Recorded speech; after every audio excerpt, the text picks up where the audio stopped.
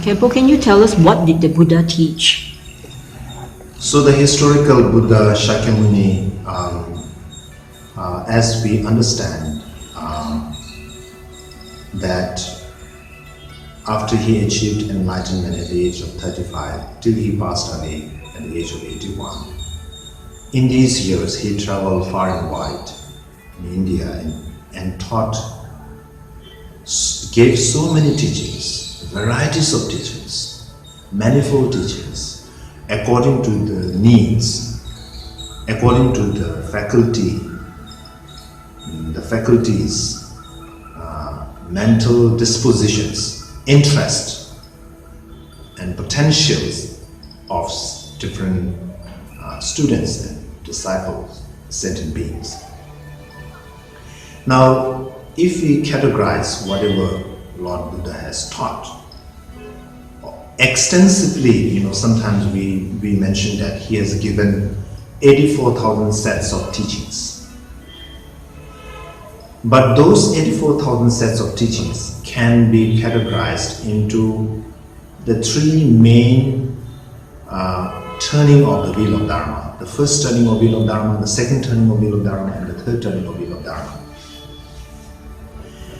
And the first turning of wheel of Dharma, in the first turning of wheel of Dharma, Buddha taught on the Four Noble Truths, or the Four Truths of the Noble Ones.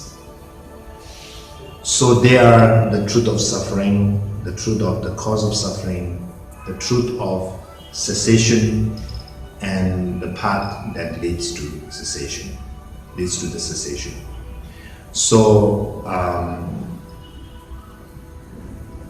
in the first turning of wheel of Dharma, his main focus, or the teachings, whatever teachings that he gave, like very much based upon the fact of the conventional reality, the relative truth that individual, there is a person who actually is suffering, and then the person actually needs to kind of overcome that suffering, and that person needs to kind of practice certain path in order to get liberated.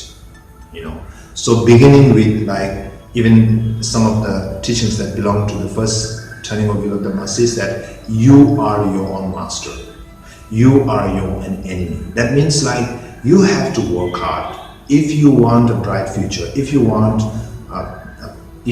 happiness, if you want joy, if you want long-lasting peace, then you have to work hard. Nobody can actually kind of put you in that place, automatically or miraculously, or there's no such external factor as a God that who can actually kind of take you out of the suffering and place you into peace and happiness. So therefore, that is the main teaching. So therefore, individualism is there, beginning with individualism, and later on, when you talk about achieving liberation, he talks about selflessness. That means to destroy the independent, the grasping that we have, very strong grasping upon our individuality. So that is more on the first turning of wheel of Dharma. The second turning of wheel of Dharma was on Prashna Paramita, that means the perfection of wisdom. Now, perfection of wisdom is very important, especially in the second turning of wheel of Dharma. What is actually perfection of wisdom? Perfection of wisdom means the wisdom that realizes emptiness. So what is emptiness? The emptiness means all phenomena, all things that we perceive, even though we perceive them to be independently existent, there is no such phenomenon, there is no such things which is independently existent. All things are interdependent. They rely on each other. They rely on cause and condition, and so forth. So therefore, if you try to dissect, if you try to examine deeply upon the things that we take for granted as something independent. And when we try to break into, like for example, for matter, like when you try to break those into particles, then you can't find what you're searching for, searching for that identity. Same applies to the person. Same applies to all phenomena, all things that we actually count, that we perceive as things, So that is the main kind of subject of the second turning of wheel of Dharma.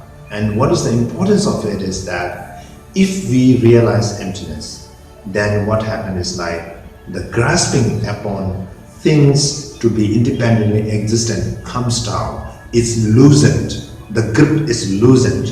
It is being softened, and finally is being uprooted. And as a result of which, what happens is like we can uproot all the attachment that we have upon things. So attachment being the source of our suffering. When the root of our suffering is being kind of like destroyed, then the resultant suffering is also destroyed. So therefore, realization of emptiness is so significant.